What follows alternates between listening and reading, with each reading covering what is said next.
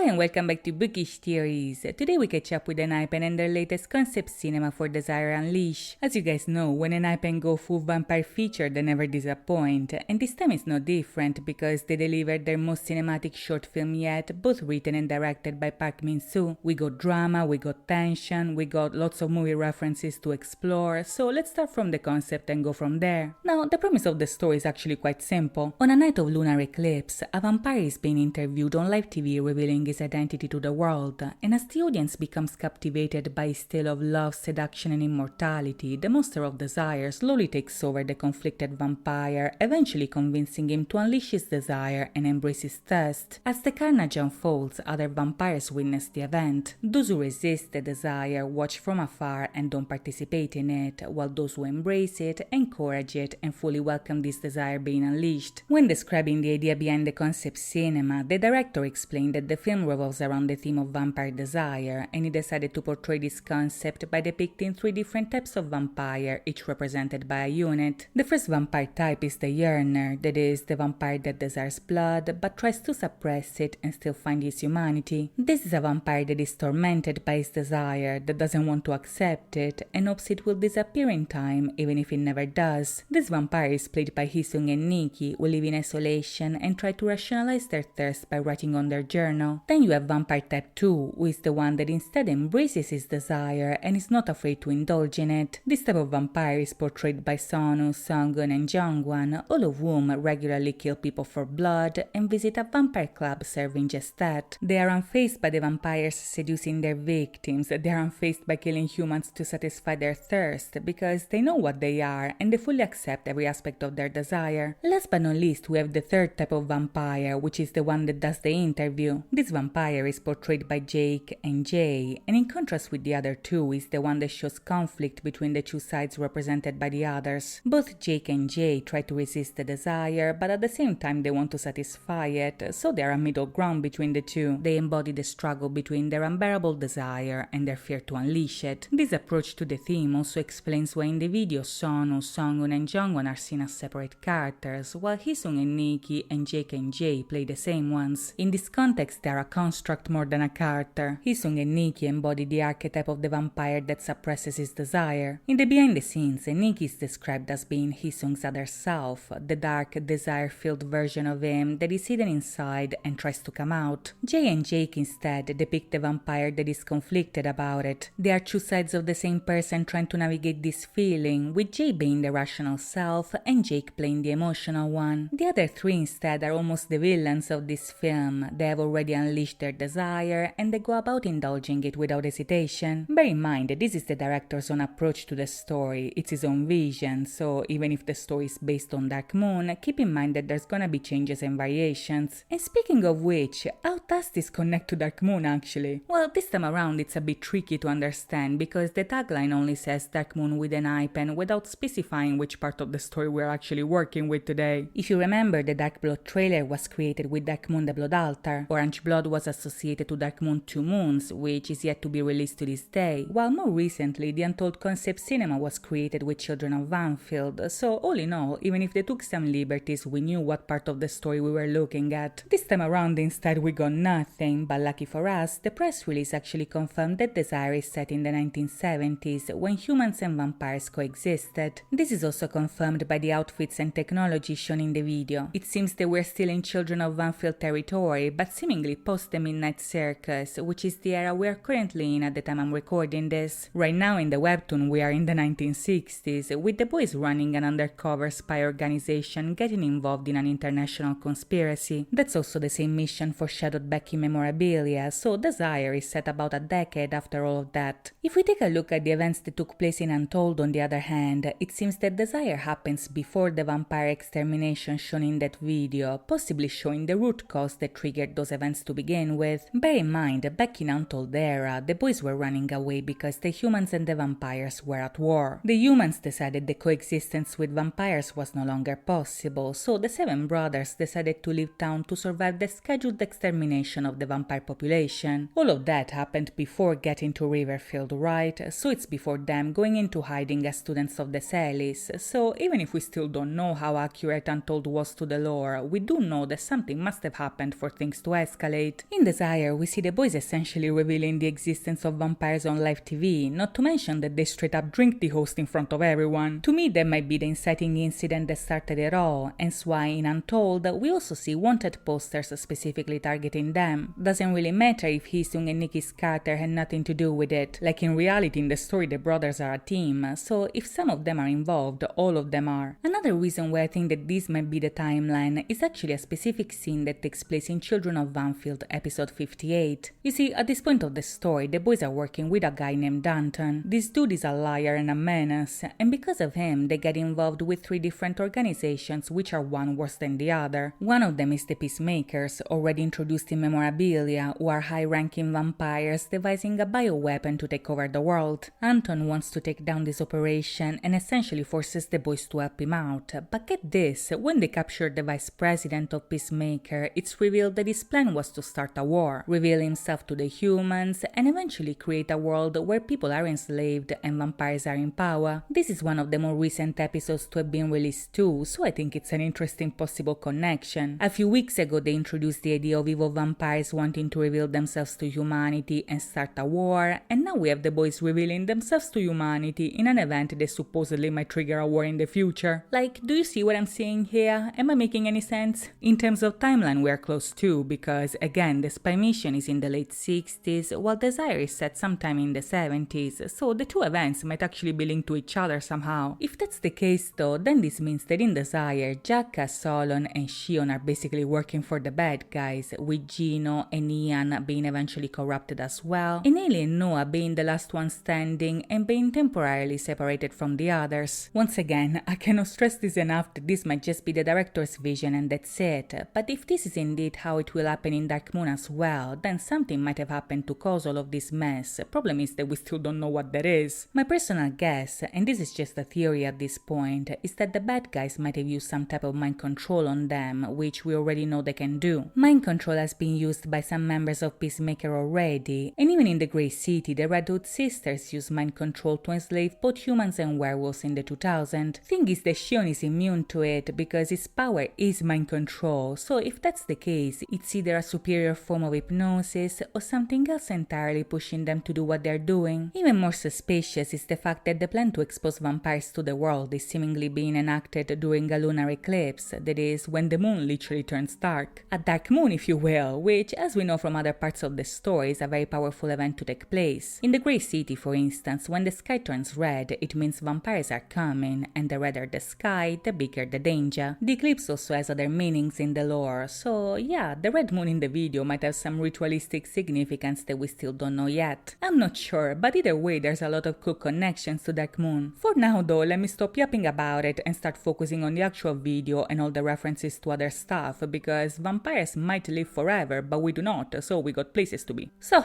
at the beginning, the video opens with Jongwon and Sungwon walking together in the night, when all of a sudden the sky turns red and a lunar eclipse can be seen among the clouds. This is their sign that something is starting, and so their quest to unleash Desire into the world finally begins. Over to his abandoned hideout, Hee-sung is reflecting on the nature of Desire and his attempt at resisting it. He tries to hide it, to ignore it, but he cannot escape it no matter what. This is kinda giving the Vampire Diaries a little bit. It's giving Stefan writing in his diary about his struggles with love, temptation and desire, and right on cue, Hee-sung turns into Nikki, which is the personification of that desire that he keeps suppressed. This goes to show right away that his desire is a part of him that comes to the surface without him being able to control it. In the behind the scenes, they reveal that the vampire they're playing here actually hid himself for 200 years to escape his desire, but not even that was able to free him from it, and that's because the vampire is one with his yearning. In the scene, the attention then shifts from the boys to the TV, where a new episode of the nighttime show with Jimmy Reed is about to start. Tonight's special guest is a real-life vampire who decided to reveal himself to the world in order to be seen, but also to remind himself and others that he is real and that he exists. As we already established, this character is played by Jay and Jake, two sides of the same vampire struggling with his desires. I actually want to point out that the video uses wardrobe details to enhance the difference here. Jake, who is the more emotional self of the vampire, is wearing a colorful tie to represent his more sensitive and creative side. Jay instead is wearing a monochrome tie because he represents the rational side, which is more serious and logical. Something similar also happens with Hee-sung and Nikki. While they're wearing the same outfit, Hee-sung's robe is completely black, while Nikki's robe has a giant white snake on the back, possibly symbolizing the desire that he embodies and the temptation to unleash it. Back to the talk show, Jimmy's conversation with the vampire continues discussing if they are indeed immortal, if they drink blood, and most importantly, if they feel emotions like humans do. Can vampires love? Can they feel guilt? Do they feel desire? To which the vampire replies that desire is that one thing that never dies. Now, as many people pointed out already, this conversation is very reminiscent of Interview with the Vampire, not only because in the video they are literally interviewing a vampire, but also because that story very much deals with themes of good versus evil, desire, and temptation. On a visual level, though, I think that the biggest inspiration might actually be Late Night with the Devil. This is a horror mockumentary following the live broadcast of a late-night television show where the host interviews a girl possessed by a demon. The film is set in 1977, and as you can imagine, the interview goes horribly wrong for everybody involved. The movie very much blurs the boundary between reality and fiction, and it deals with themes of ambition, desire, and the things that people are willing to do to achieve success. From the setting to the shots used, to the themes, to the premise, desire absolutely borrows a lot of elements from this movie. The era is the same, the outfits look similar, we have the concept of interviewing a supernatural entity on a live late night show. Even the monster in the audience is reminiscent of some shots from the film. If you look at the design of the monster itself though, in my opinion the creature is much more similar to the rabbit from Donnie Darko. Much like in that movie, the monster can be seen as a representation of impending doom. That's the monster of desire taking physical form and approaching its victim, the vampire that is trying to resist it, and as we see in the next scene, the monster is after everyone who dares to suppress their desire. In a vision, Hee-sung sees a beautiful woman reaching out to him, but when he and Nikki do the same, the lady turns into the monster. This is a visual representation of the dark side of desire, which never fades away, but always lurks in the same place to lure you in and give you torment. And speaking of dark side, at this point we cut back to the three who embrace this desire, who, if you notice, are the only ones who aren't tormented by the monster. As Sono goes in the elevator and presses a butt button heading to an underground vampire club, a couple enters last minute joining the ride. These two turn around and seemingly mock him. Big mistake, because next thing we know, when they get to their destination, Sono gets out, but they do not. The vampire gave in to his desire and allowed himself a complimentary drink on the house, so the two lay dead as Sono moves on. Waiting for him at the entrance of the club, we find Jungwon, and together they head towards the bouncer who gives them a riddle to grant them access. To prove they're vampires, they have to guess what card the man is holding, and Jungwon guesses correctly that it's the tower. Now, this is actually a very fitting card for this story, because the tower often symbolizes a sudden and unforeseen change. It's commonly considered a sign of danger and destruction, but also liberation, so in this case, the tower very much foreshadows the epilogue of the video. By the end, Sono, Jungwon and Sungwon will join the vampire in the studio and kill the host on live TV. That's the doom and devastation that the card is foreshadowing here, but also the ultimate liberation of the desire the vampire has been battling with. As Jungwon and Sono enter the club, we see the place full of couples, some drinking blood, some not. The club is filled with vampires seducing their victims, embracing their desire and quenching their thirst, and the two fit right in because they're just like them. When I first saw this scene, it actually reminded me quite a lot of the opening scene from Blade, where we also see a techno vampire club. While I was talking about it on Twitter though, Engine also pointed out the similarities with the movie Constantine, and this is 100% on point. In both cases we see the bouncer making them guess a card, the vibe is very similar, and we even see the characters heading to the private lounge, so yeah, definitely Constantine as the main inspiration. As they arrive in the private lounge, Sungwon is already waiting for them sipping on a bloody drink. He came in early and he seems a bit tense, and as the other two join him on the couch, Sono comments that they've waited too long for what is about to happen. Jungwon actually agrees, but he also adds that the wait is over now, and that's true both for them and for us the audience about to discover what they've been waiting so long to do.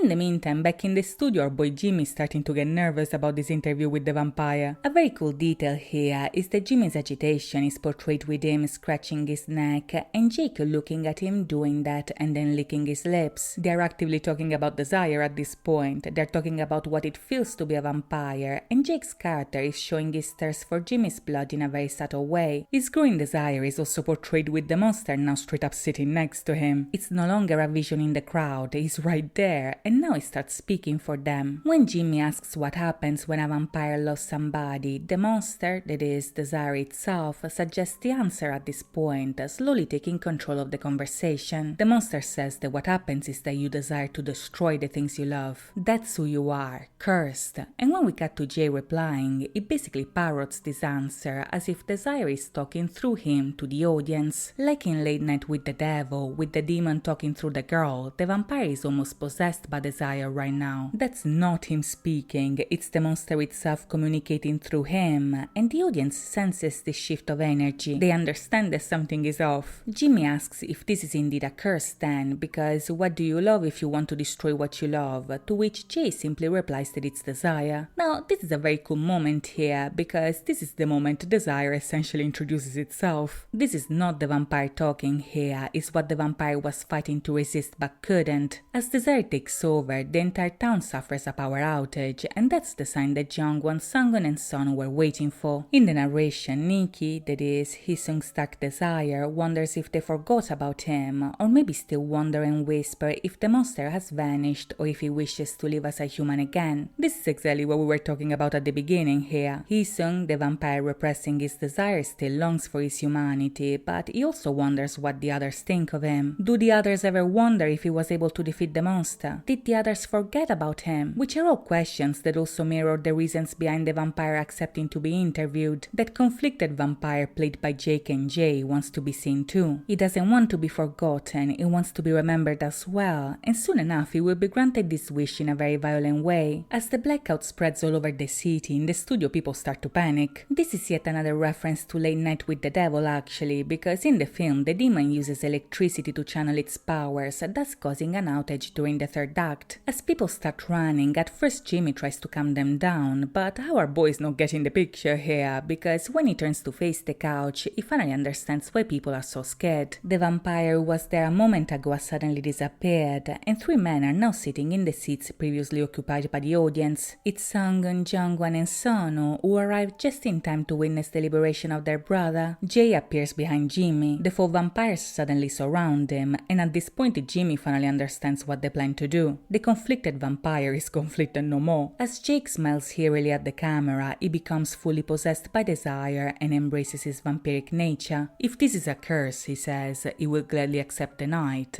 and he does, with Jay finally biting Jimmy and drinking his blood. By the end, desire has been unleashed. The monster is gone, but not because it was defeated, because it was embraced. When the light finally comes back on, the TV broadcasts the four vampires posing over the body of Jimmy Reed. Jake's mouth is covered in blood, meaning that he was the one to kill him, as that was a necessary step for his desire to be unleashed. What is done, and now the world knows about vampires and their desires. The only one still resisting is the one in isolation, but once again we see that the temptation never stops. The video ends with the vampire in front of the mirror and Nikki, the darkness inside of Hee-sung, saying the words "Tell me your desire," a request may be intended both for the struggling vampire and the audience captivated by the story of temptation. As the titles begin to roll, Jimmy's body in the studio twitches, thus signaling that he was not only killed but also turned into a vampire. In the end, he was cursed with desire too. If we follow Late Night with the Devil, Jimmy is a character that, like the host from the movie, is ready to do anything to achieve success. He desires recognition and validation, and now he got it in the worst possible way, which is what happens when you deal with creatures of darkness. His desire to be famous was maybe realized by interviewing a real vampire, but the price to pay was not only his life, but also the burden of a new life where desire for blood is always unquenchable. Was it worth it? I don't know, but for now this is all I have for you today. Let me know what you think in the comments down below, and if you enjoyed this video, please think about liking and subscribing. If you want to support me, now I have a new channel for you to check out, and merch linked in the description down below. As always, thank you so much for watching guys, I'll see you next time, bye bye!